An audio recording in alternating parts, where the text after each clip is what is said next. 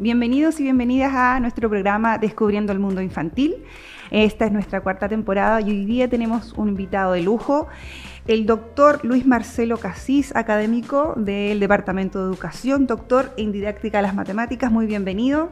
¿Cómo estás? Muchas gracias, muy bien. Gracias por la invitación. Qué bueno que aceptaste. Hoy día queremos hablar de un tema importante que el profesor es especialista, que tiene que ver con el desarrollo de las matemáticas, pero desde la primera infancia, porque partamos primero por el concepto que ya hablamos del pensamiento lógico-matemático. ¿Cómo se desarrolla este pensamiento desde los primeros años de vida? Bueno, primero entender qué es lo que es el pensamiento lógico-matemático, ¿no? ¿Qué se entiende por este concepto? Y de alguna manera es la capacidad que debe tener cualquier individuo para poder utilizar tanto la lógica como la matemática para poder resolver problemas de la vida cotidiana. Entonces, bajo esa lógica, es fundamental que desde las primeras infancias, desde las primeras edades, los niños vayan desarrollando acciones, actividades que permitan entonces ir desarrollando esa capacidad. Eso es lo que se entiende por el desarrollo del pensamiento lógico-matemático. ¿Hay algún autor específico o alguna teoría específica que te gustaría nombrar, ¿cierto? Que sea relevante para hablar de pensamiento lógico-matemático? Bueno, actualmente lo que está muy en boga, digamos, en el ámbito académico tiene que ver con todo lo que tiene que ver con las neurociencias.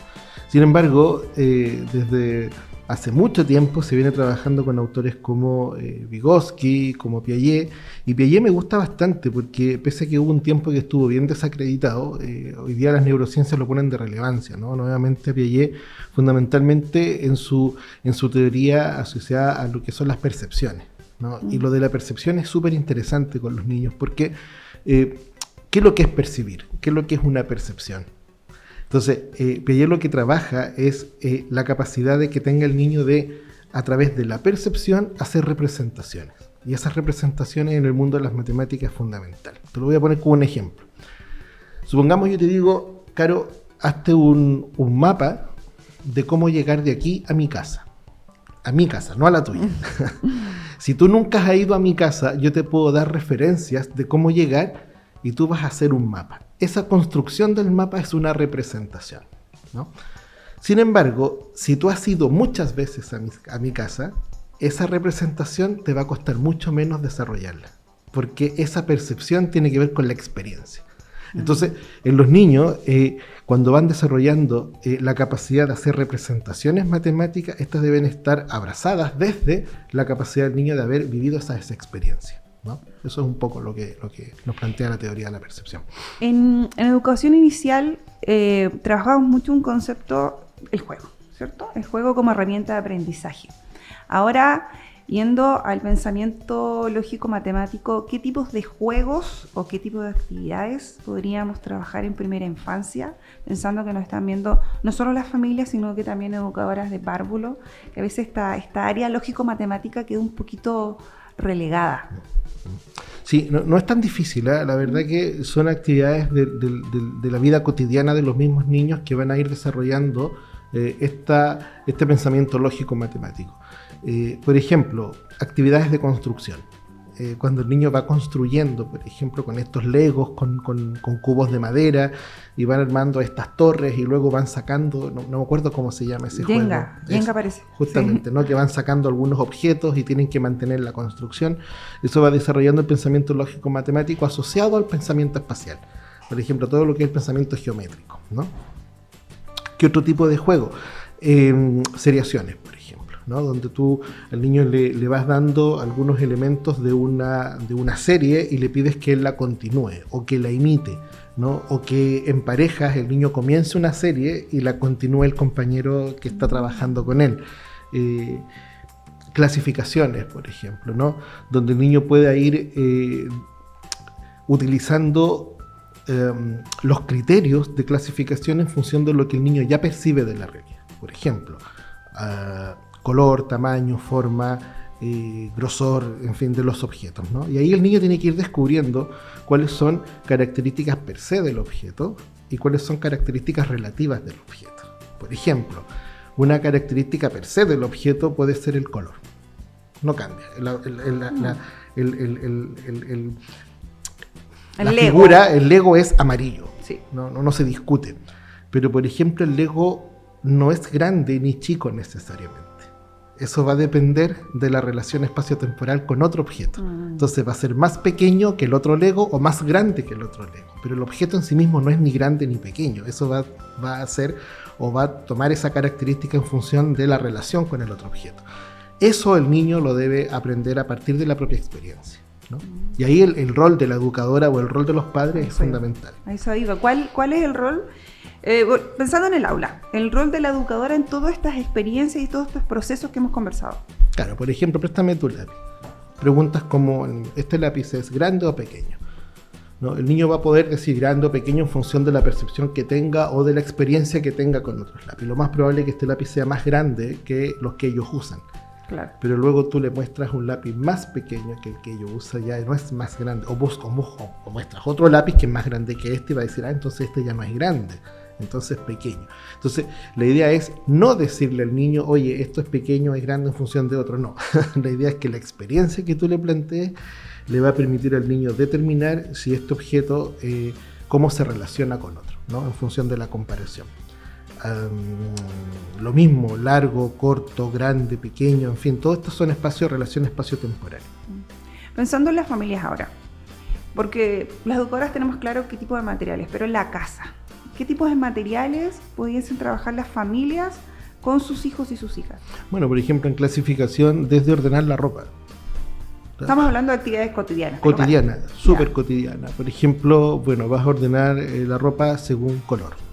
Ese es un criterio de clasificación. Entonces voy a poner todas las poleras que son en un color similar en una torre, las poleras que tienen un color más claro en otra torre, o bien la ropa de invierno, la ropa de verano, en fin. Lo mismo cuando en la casa se le dice a los niños, ordena tus juguetes, pero la percepción o la concepción que hay en las casas de ordenar los juguetes es meter todo en una caja.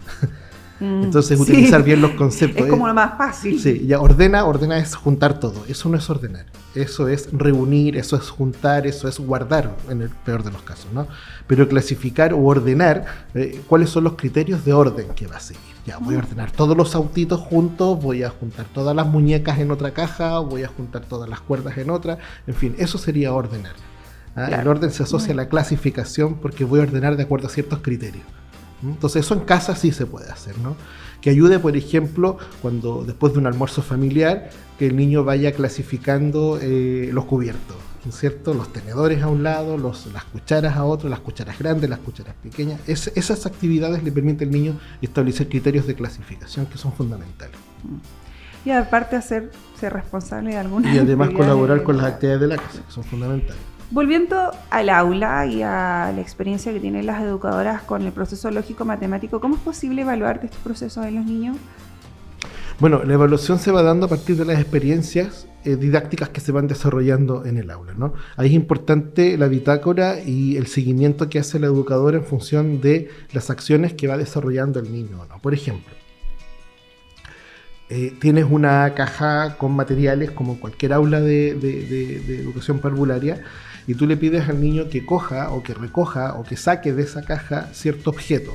Pero primero le vamos a pedir que saque un objeto en función de las características que tiene ese objeto. Por ejemplo, saca de la caja la figura que es roja, ¿no? Entonces cuando el niño va siguiendo esas instrucciones, bueno, Pedro sigue la instrucción, María sigue la instrucción, María no se equivoca. Luego tú empiezas a complejizar la instrucción, porque ibas trabajando la lógica proposicional, ¿no? Con la negación, por ejemplo. Saca un objeto que no sea rojo. Entonces ya es mucho más complejo, ya no es tan fácil. El pensamiento tiene que ser más... Exacto, tú lo vas desafiando, ¿no? Después tú agregas el componente I en la lógica proposicional, ¿cierto? Que es uno de los conectivos importantes que trabajamos en educación parvularia, que es el I y el O. Entonces saca una figura que sea amarilla y triangular. Entonces ya el niño va a tener que utilizar dos criterios para poder seleccionar de todo ese conjunto cuál es el objeto.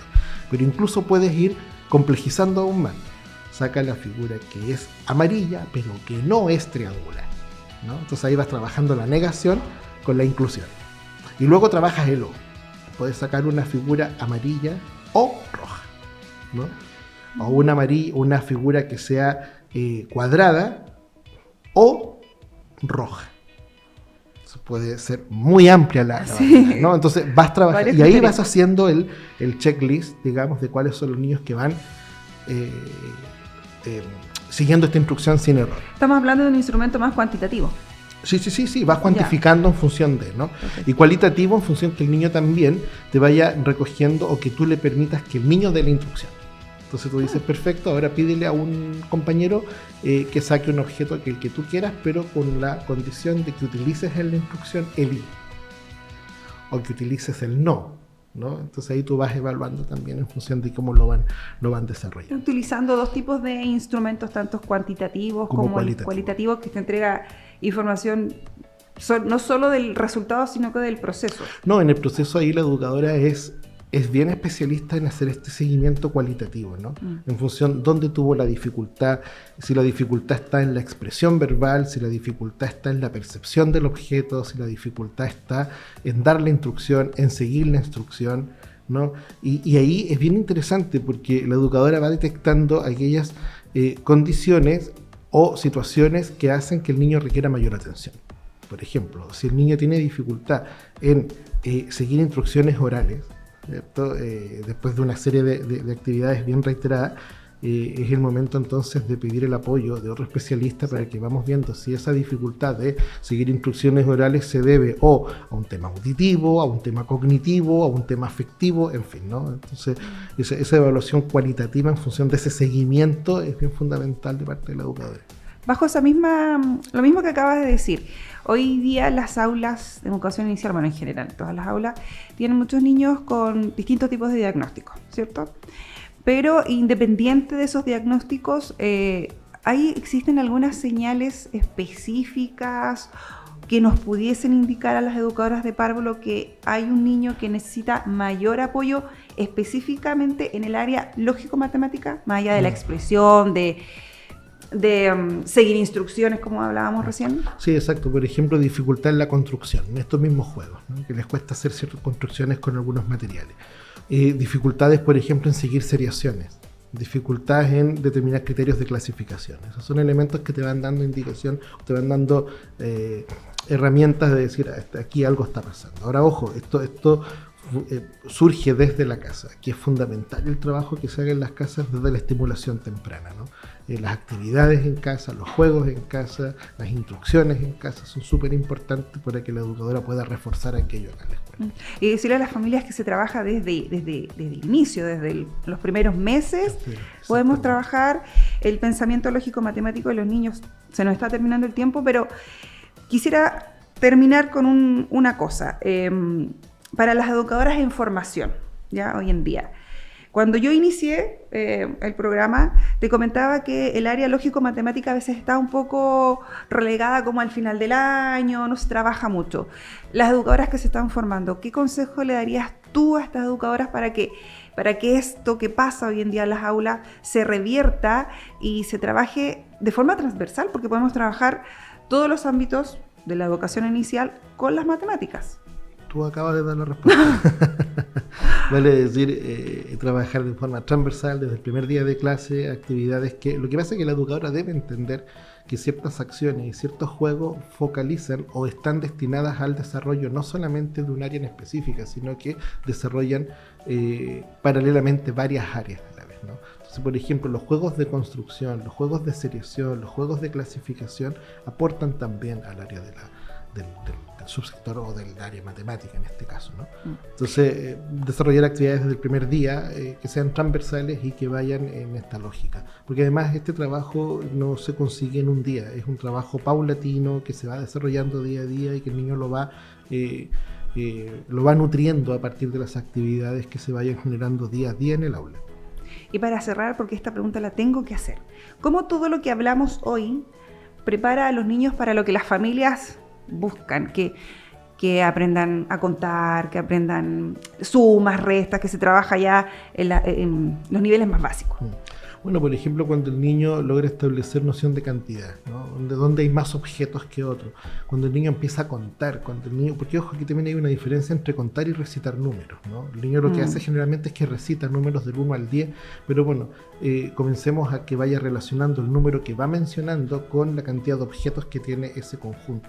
Le va a permitir al niño entonces desarrollar habilidades para que a futuro él pueda desarrollar o resolver situaciones problemáticas asociadas a la adición, a la sustracción, y eso a la larga va a terminar o va tributando para que el niño pueda ir desarrollando pensamiento algebraico, pensamiento geométrico, pensamiento numérico, incluso pensamiento estadístico, ¿no? Vale decir, todo esto se va desarrollando desde las primeras infancias, es decir, no subestimar las actividades que se hagan en educación parvularia, porque muy por el contrario hay que reforzarlas porque son fundamentales para desarrollar estas habilidades ya en la educación básica o en la educación media.